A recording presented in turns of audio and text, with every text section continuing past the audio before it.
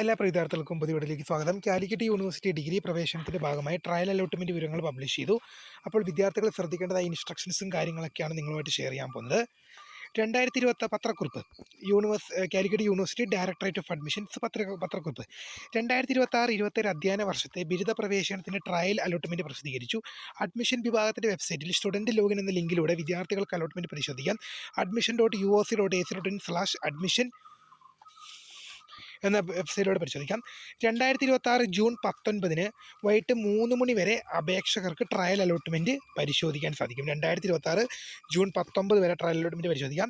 നേരത്തെ സമർപ്പിച്ച അപേക്ഷയിൽ വിദ്യാർത്ഥികൾക്ക് എല്ലാവിധ തിരുത്തലുകളും പേര്, മൊബൈൽ നമ്പർ, ഇമെയിൽ ID എന്നിവ ഒഴികെ നേരത്തെ നിങ്ങൾ അപേക്ഷ സമർപ്പിച്ച എല്ലാ വിവരങ്ങളും നിങ്ങളുടെ പേര്, മൊബൈൽ നമ്പർ, ഇമെയിൽ ID എന്നിവ ഒഴികെ 2026 ജൂൺ 19 വൈകിട്ട് 3 മണി വരെ അവസരമുണ്ടാകും.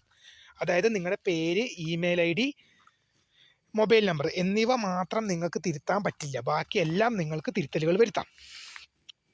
ഇതിനായി വിദ്യാർത്ഥിയുടെ ലോഗിൻ വിവരങ്ങൾ ഉപയോഗിച്ച് ലോഗിൻ ചെയ്യേണ്ടതും എഡിറ്റ് ബാർ അൺലോക്ക് എന്ന ലിങ്കിലൂടെ ആവശ്യമായ തിരുത്തലുകൾ വരുത്തേണ്ടതുമാണ്. തിരുത്തലുകൾക്ക് ശേഷം പുതിയതായി അപേക്ഷയുടെ പ്രിൻ്റ് ഔട്ട് നിർബന്ധമായും ഡൗൺലോഡ് ചെയ്ത് സൂക്ഷിക്കേണ്ടതാണ്. നിങ്ങൾ അപേക്ഷയിൽ എഡിറ്റ് വരുത്തി കഴിഞ്ഞാൽ പുതിയ പ്രിൻ്റ് ഔട്ട്, നിങ്ങളുടെ കയ്യിലുള്ള പ്രിൻ്റ് ഔട്ട് അല്ല, എഡിറ്റ് വരുത്തി കഴിഞ്ഞാൽ പുതിയ പ്രിൻ്റ് ഔട്ട് എടുത്ത് സൂക്ഷിക്കണം. പുതിയ പ്രിൻ്റ് ഔട്ട് എടുത്ത് സൂക്ഷിക്കണം. എഡിറ്റ് ബാർ അൺലോക്ക് ബട്ടൺ ഉപയോഗിച്ച് എഡിറ്റ് ചെയ്യാൻ ശ്രമിച്ച വിദ്യാർത്ഥികൾ അപേക്ഷ പൂർത്തീകരിച്ച പ്രിൻ്റ് ഔട്ട് എടുത്തില്ലെങ്കിൽ അപേക്ഷകൾ അന്തിമമാകാത്ത അപേക്ഷയുടെ കാര്യത്തിൽ അവർ സമർപ്പിച്ച അവസാന അന്തിമ അപേക്ഷ വരാതിരുന്ന അലോട്ട്മെൻറ്റ് പ്രക്രിയയായി പരിഗണിക്കും. അതായത് നിങ്ങൾ അലോട്ട്മെൻറ്റ് തിരുത്തലുകളൊക്കെ വരുത്തി കഴിഞ്ഞാൽ അത് സേവ് ചെയ്ത് തിരുത്തലുകൾ വരുത്തി കഴിഞ്ഞാൽ ഇവർ പറഞ്ഞത് നിങ്ങൾക്ക് മനസ്സിലായിട്ടുണ്ടാവില്ല. ഞാനിത് വളരെ എളുപ്പത്തിൽ പറഞ്ഞുതരാം. നിങ്ങൾ അലോട്ട്മെൻറ്റിൽ തിരുത്തലുകൾ വരുത്തിയിട്ട് എന്ത് ചെയ്യണം? സേവ് ചെയ്തിട്ട് അതിൻ്റെ പ്രിൻ്റ് ഔട്ട് എടുക്കണം. അല്ലെങ്കിൽ എന്ത് വരും? നിങ്ങൾ തിരുത്തലുകൾ വരുത്തിയിട്ട് സേവ് ചെയ്യാതെ പ്രിൻ്റ് ഔട്ട് എടുക്കാതെ പോയി കഴിഞ്ഞാൽ നിങ്ങളുടെ തിരുത്തലുകൾ അവിടെ വരില്ല.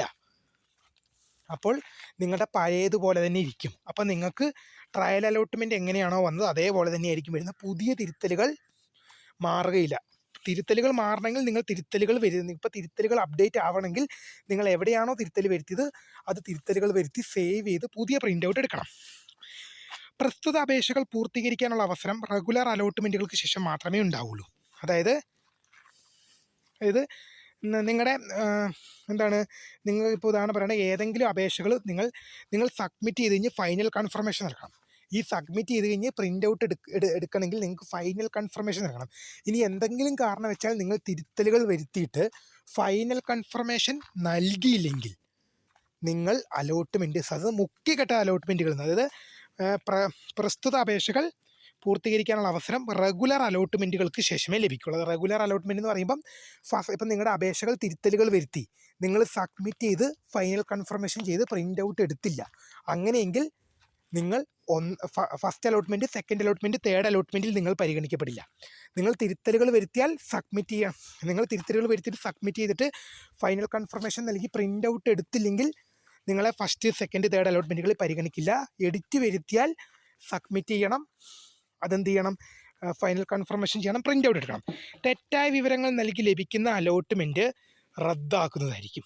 നിങ്ങൾ തെറ്റായ വിവരങ്ങൾ നൽകിയിട്ട് നിങ്ങൾ നൽകുന്ന വിവരങ്ങൾ തെറ്റാണ് എന്നിട്ടും നിങ്ങൾക്ക് അഡ്മിഷൻ ലഭിച്ചാൽ നിങ്ങളുടെ അലോട്ട്മെൻറ്റ് റദ്ദാക്കും. തെറ്റായ വിവരങ്ങൾ നിങ്ങൾ നൽകി അതുമൂലം നിങ്ങൾക്ക് അലോട്ട്മെൻറ്റ് ലഭിച്ചു, നിങ്ങളുടെ അലോട്ട്മെൻറ്റ് റദ്ദാക്കും. അത്രേ ഉള്ളൂ. അതിൽ വേറെ കോംപ്രമൈസ് അവിടെ ഉണ്ടായിരിക്കുന്നല്ല. അപേക്ഷയിൽ തിരുത്തലുകൾ വരുത്താനുള്ള അവസാന അവസരമാണിത്. നിങ്ങളുടെ അപേക്ഷയിൽ എന്തെങ്കിലും തിരുത്തലുകൾ വരുത്തണമെങ്കിൽ ജൂൺ മാസം 19 വൈകിട്ട് 3 മണി വരെ അവസരമുണ്ട്. ആയതിനാൽ അപേക്ഷകർ ഓൺലൈൻ രജിസ്ട്രേഷൻ സമയത്ത് നൽകുന്ന മാർക്ക് കൃത്യമായിരിക്കണം. നിങ്ങൾ +2 മാർക്ക് അപ്ലോഡ് ചെയ്തിട്ടുണ്ടാവുമല്ലോ, ആ മാർക്ക് കൃത്യമായിരിക്കണം. NSS, NCC, SPC, arts, sports arts, scouts and guides weightage വെയിറ്റേജ് സർട്ടിഫിക്കറ്റുകൾ +2 തലത്തിലുള്ളവയായിരിക്കണം. അതായത് NSS, NCC, SPC, arts, scout, guides എല്ലാം 10ാം ക്ലാസ് തരത്തിലുമുണ്ട്, +2 തരത്തിലുമുണ്ട്. നിങ്ങൾ 10ാം ക്ലാസ് തരം വെച്ചാണ് അപേക്ഷിച്ചതെങ്കിൽ നിങ്ങൾക്ക് ഇതിൻ്റെ ഗുണം ലഭിക്കില്ല. നിങ്ങൾ ഈ പറയുന്ന സാധനങ്ങൾ NSS, NCC, SPC, arts, scout, guides എല്ലാം പ്ലസ് ടുവിൽ എടുത്തവരായിരിക്കണം. അതായത് നിങ്ങൾ 10ാം ക്ലാസ്സിൽ ചെയ്ത, നിങ്ങൾ 8ലും 9ലും 10ലൊക്കെ ചെയ്തതിൻ്റെ സർട്ടിഫിക്കറ്റ് വെച്ച് നിങ്ങൾക്ക് ഡിഗ്രിക്ക് പ്രവേശനം കിട്ടൂല. അത് വെച്ചാണ് നിങ്ങൾ ടിക്ക് ചെയ്ത് കൊടുത്തിട്ടുണ്ടെങ്കിൽ എല്ലാം തന്നെ ഒഴിവാക്കിക്കോ. ഈ NSS, NCC, SPC, arts, scout, guides എല്ലാം തുടങ്ങിയ വെയിറ്റേജ് സർട്ടിഫിക്കറ്റുകൾ പ്ലസ് ടു തലമുള്ളവയായിരിക്കണം. അത് പ്ലസ് ടുവിൽ നിങ്ങളിത് ചെയ്തിട്ടുണ്ടെങ്കിൽ നിങ്ങൾക്ക് അതിൻ്റെ ബെനിഫിറ്റ് കിട്ടും. നിങ്ങൾ 10ാം ക്ലാസ്സിൽ നിങ്ങൾ അതിലുണ്ടായിരുന്നു, ഇതിലുണ്ടായിരുന്നു, പ്ലസ് ടുവിൽ നിങ്ങൾ ഒന്നിനും പോയിട്ടില്ല, അങ്ങനെയെങ്കിൽ അത് വെച്ചിട്ട് ഇപ്പം നിങ്ങൾ 10ാം ക്ലാസ്സിൽ ചെയ്തു, പ്ലസ് ടുവിൽ ചെയ്തില്ല, അങ്ങനെയെങ്കിൽ നിങ്ങൾക്ക് 10ാം ക്ലാസ്സിലെ സർട്ടിഫിക്കറ്റ് വെച്ച് 10ാം ക്ലാസ്സിൻ്റെ വെയിറ്റേജ് ഇപ്പം SPCയുടെ ഒക്കെ സർട്ടിഫിക്കറ്റ് വെച്ച് നിങ്ങൾക്ക് പ്ലസ് ടുവിൽ കിട്ടിയല്ല, നിങ്ങൾ പ്ലസ് ടു തലത്തിൽ ചെയ്തിട്ടുണ്ടാവണം. നോൺ ക്രിമിലെയർ, EWS സംഭരണ വിവരങ്ങൾ എന്നിവ കൃത്യമായിരിക്കണം. നിങ്ങൾക്ക് നോൺ ക്രിമിനറി സർട്ടിഫിക്കറ്റ് ഉണ്ടെങ്കിലും EWS സംഭരണം ഉണ്ടെങ്കിലും ടിക്ക് ചെയ്ത് കൃത്യമായിരിക്കണം. വിവരങ്ങൾ എന്നിവ കൃത്യമാണെന്ന് ഉറപ്പുവരുത്താണ്. 2022, 2023, 2024, 2025, 2026 വർഷങ്ങളിൽ VHSE NSQF സ്കീമിൽ പ്ലസ് ടു പാസ്സായ വിദ്യാർത്ഥികൾ NSQF ബോർഡ് ആണ് അപേക്ഷയിൽ രേഖപ്പെടുത്തതെന്ന് ഉറപ്പുവരുത്തണം. VHSE NSQF ആണെങ്കിൽ നിങ്ങൾ അതാണ് പ്ലസ് ടു പാസ്സായ വിവരങ്ങൾ NSQF ബോർഡാണ് അപേക്ഷയിൽ രേഖപ്പെടുത്തുന്നതെന്ന് ഉറപ്പുവരുത്തണം. അപ്പോൾ ജൂൺ മാസം 19 വൈകിട്ട് 3 മണി വരെ എന്ത് എഡിറ്റിംഗ് ചെയ്യാം. അപ്പോൾ വീഡിയോ ഇഷ്ടപ്പെട്ട ലൈക്ക് ചെയ്യുക, ഷെയർ, സബ്സ്ക്രൈബ്, എന്തെങ്കിലും സംശയം ഉണ്ടെങ്കിൽ കമൻറ്റ് ചെയ്യാം. അപ്പോൾ പുതിയ കാണുന്നവരെ നമസ്കാരം. ബൈ.